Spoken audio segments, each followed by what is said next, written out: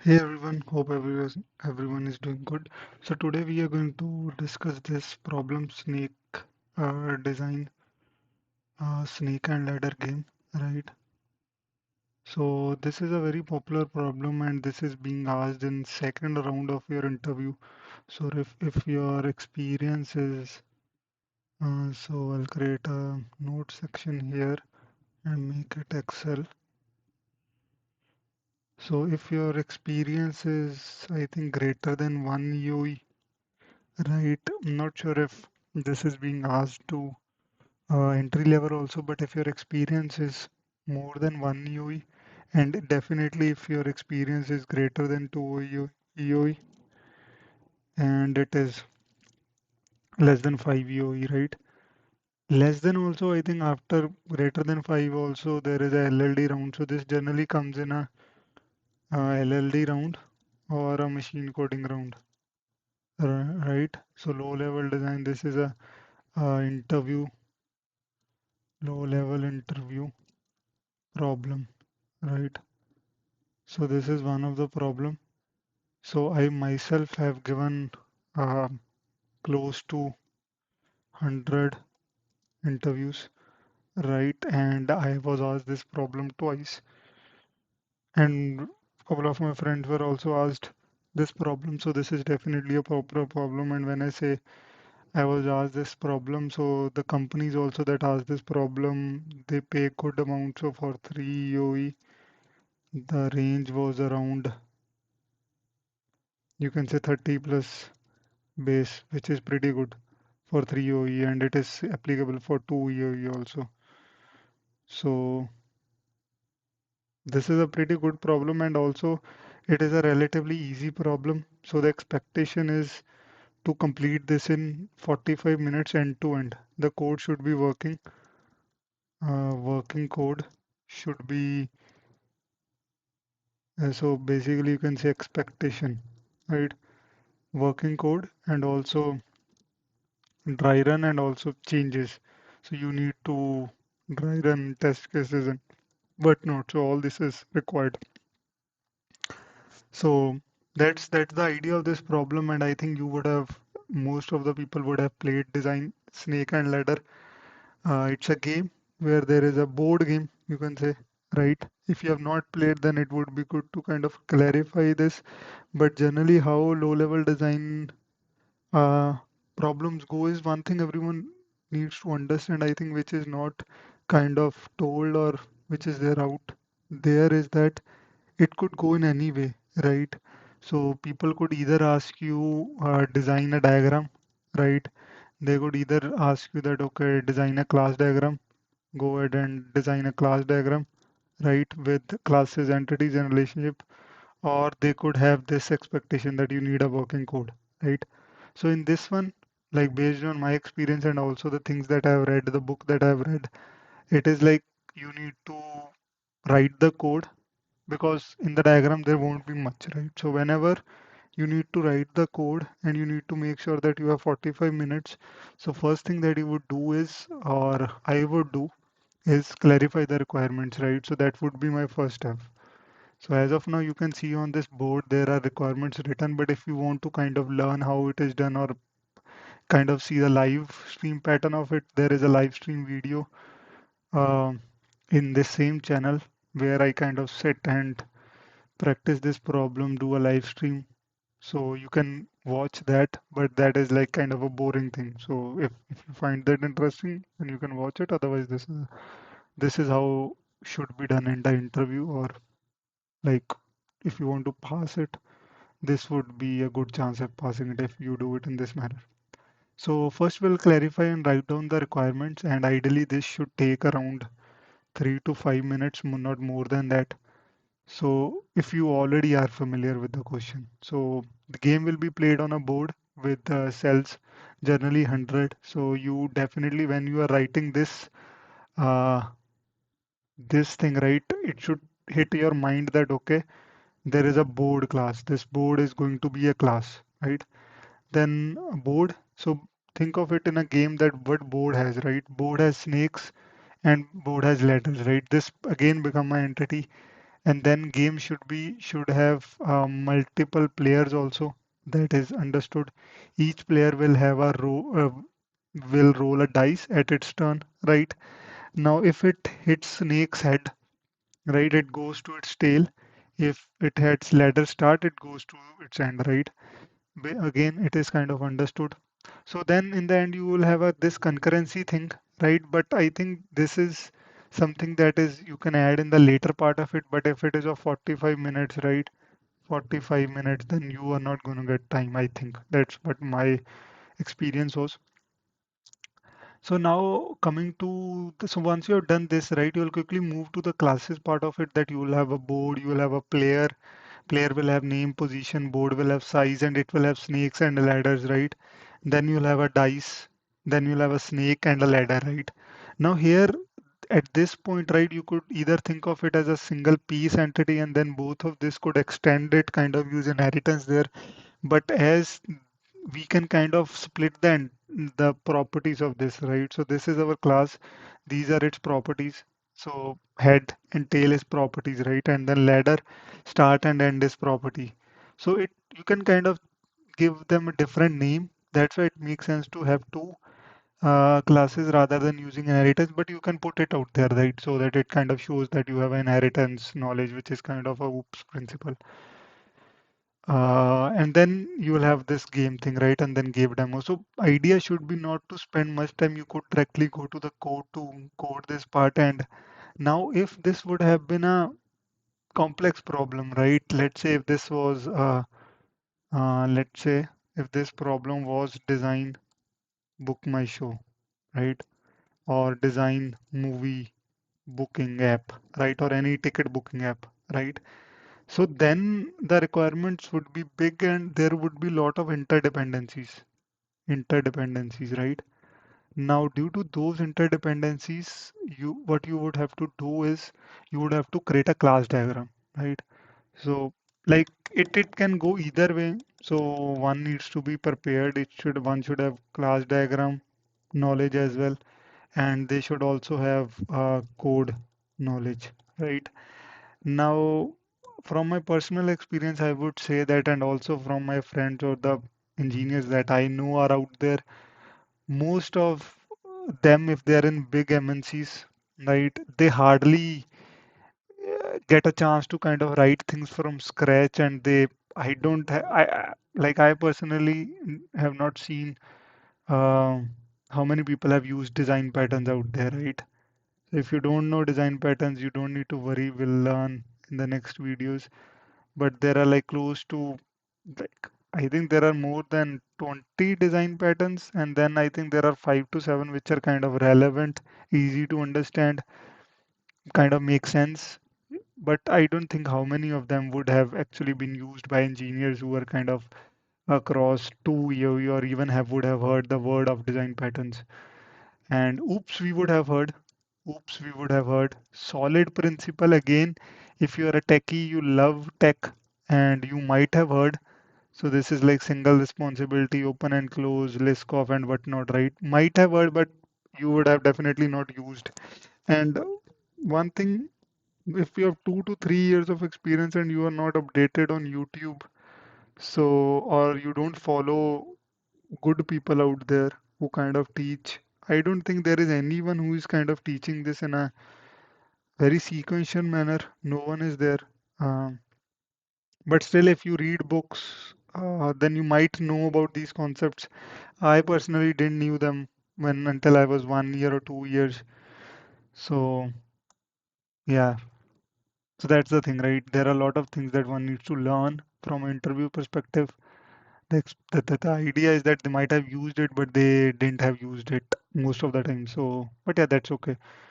So, didn't want to deviate much from the title of the video.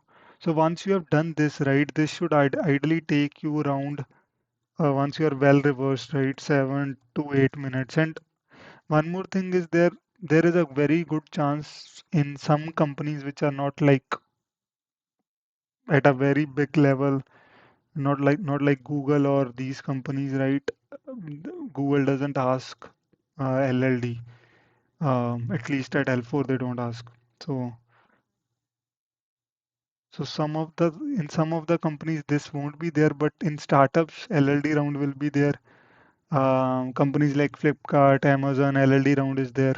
So it's a good thing to have LLD experience. And this is actual coding basically, so one should know. So now I'll move to the code part of it. As I mentioned, right, this should ideally take 1 second. So this should ideally take around 5 to 7 minutes, right? Then you still have like 35 to 37 minutes left. So that's when you will jump to the code part of it. Now, I have seen a lot of people do create MVC architecture. Those who have worked with Spring Boot, they know that you have a repository, you have a DB layer, you have a API layer. There are a couple of layers, right? If you have worked with Golang also, there could be like API layer and then service layer where you write the business logic, and then you have uh, DB layer, right, where you have DB classes, right? It's nothing but that this is kind of a wrapper which is visible to the user. This is your business core part, and then you have a DB code, right? But doing this in 40 minutes, it's not possible. At least I think it's not possible. So I don't recommend anyone. So I personally have received uh, more than 10 offers, right? I've given 100 plus rounds, interviews, right? Interviewed at 20 plus companies, right? So I never followed this. It is not, I don't think it is expected. All the videos out there are saying that, okay, do it this way, do it this way. It is not possible also, and I don't think so it is expected. If one has not worked in Spring Boot, I have not worked in, I had experience with Golang. I know the architecture, but I would just create one file and throw it out there, right? Everything in memory. Cool. So that's my opinion, guys. I, that's just pure my opinion. So I could be wrong also. So cool.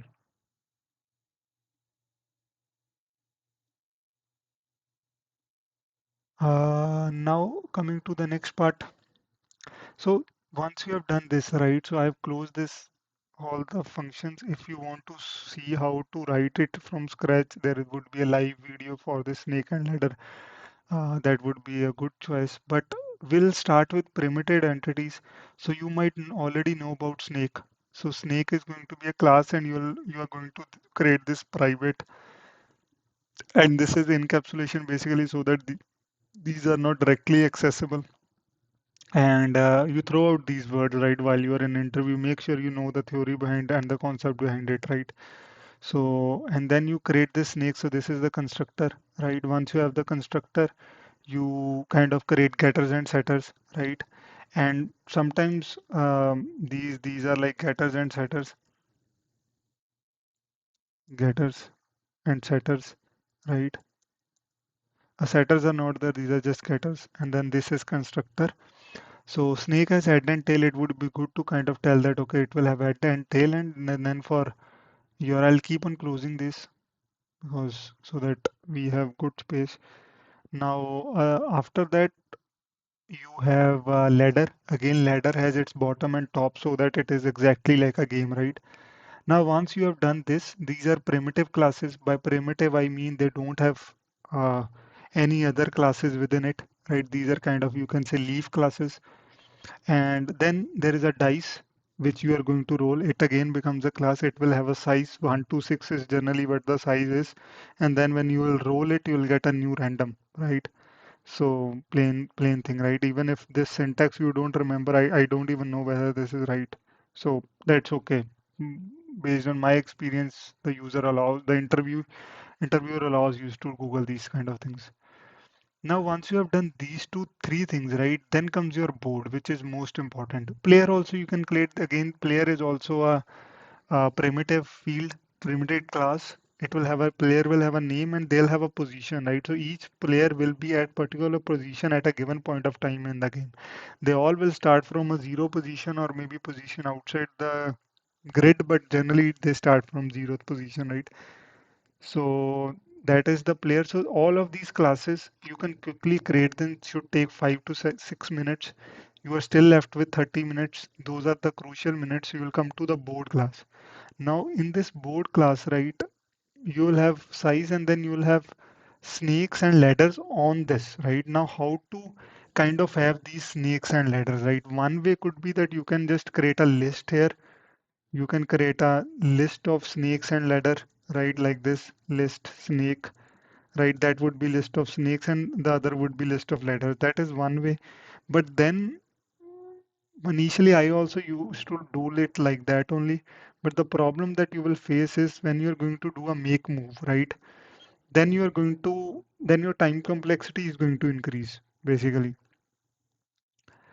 Now that is something that we want to avoid. That's why a elegant way or a efficient way of doing this would be to create a hash map, and this integer, right, it would be a head in case of a snakes, and then in this ladders map it would be a start bottom, right? So because if you hit a bottom, then it's bottom of ladder, then it is kind of important for us. If you hit a top of ladder, that's not important for us. If you hit a snake's mouth or snake's head, then that is also important for us. So that's why we are going to put that in a hash map so that these are accessible in O of 1, right? That's the main aim here. So these are accessible in O of 1, right? That's the aim. Now, once you have done this, the next thing that, so this make move also you can kind of put it there. So because in each board you're going to make a move, right? But you can say that, okay, I'm going to implement it later. And I just want to put the structure out there first, right? So let's close this one and say that, okay, you have a board also ready. Now the next would be your game, right? Now game would have players. It would have your current player and it would have a board and also dice, right? Now, these are the essential things. So this is what you should create next. And then play game will be the function in the game, right? So in this game now, you will once you click on this play game, right? It will only end whenever there is a victory of any of the player, right? It will only when then. So now what we are going to do here is, right? You get the current player, right? And then you roll the dice to see that what is the number, whether it's one, two, three, and then on the board you make the move. Right. Now there could be argument that this function, why is it in board, right? Because the move is being made on the board. It could be made in the game also. You could have kept make move here also. And then you would have said that, okay, in this you are going to, you already have the board. So you don't specifically need to go to this. You can put it here also. But as this move is happening on the board, then probably it makes sense to kind of split the responsibility also there. It feels like it is a good single responsibility choice, right? But if you are able to say that, okay, no, I want all the functions here, only make move also here, then unless until you have a strong reason behind it, it should be good. But I would place it within a board, right? And now once you place it in within a board, right, then the next would be that this player made a move to this new position, right? And then you change the player's position. If the game is over, game will over will be when it will be equal to board size, right? So that time the player will win. So this is the basic code, and once you have put all this, it should take you around 20 minutes. But the crux will come here in this make move. So here you'll have to put some of the validations, right? The first one would be whether your new position is out of size. So it generally happens in this game that when you're at 99 and if you get 5, that's not of no use, right? That would be your one check, and then you need to check whether you are hitting snake. If you're hitting snake, then your new position will be the tail of that snake. If you're hitting ladder, then the new position would be the top part of that ladder. So these three things you need to check, and it is really easy if you use a map here. Like lot in there are solutions that are present in the web also where this is a list. So you will have to do a for loop to kind of check with each of the snake, right? That is not needed here. You can use a hash map. Like I personally use hash map in interviews, so based on that is what I'm saying. And interview never had problem with using hash map. I first use a list in one of the interviews and and then I was questioned the same thing, that why you are traversing each snake, right? So that is that. Once you have done this, so basically then, so this part is important. So this should ideally take you around 30 minutes, and then you move to your demo class. So this is going to be your demo class, which is actually going to have a game. So here you kind of do the prerequisite, you create players, right? And then you create a snakes, you add snakes, and then this is the part where you put it all together, right? You create a game class and then you play this game, right? So if let's say I run this, and so you can see that Messi and Ronaldo are playing this game, and Ronaldo has won. So made a move to 98, made a move to 91. Ronaldo, see, you can see Ronaldo was stuck at 98. So, okay, I think that might be the older one. Yeah, but so this is the new one. So that is the whole idea of it. And so here we are not leveraging design patterns. We are not kind of doing all of that things, because the main aim is to have a working code, right? So while you're doing that, maybe you can put little bit highlight on this, but I don't think any design patterns are kind of being used here. But one of the pattern maybe you could think of it is to have a singleton, probably, so that you can have a single instance of this game. Um, that is one thing would be usable. But again, main focus should be to make the code working. That's what my opinion is. Totally, I might be 200% wrong, but that that's what helped me to pass the interview. So, yep. That's all, guys. Thank you.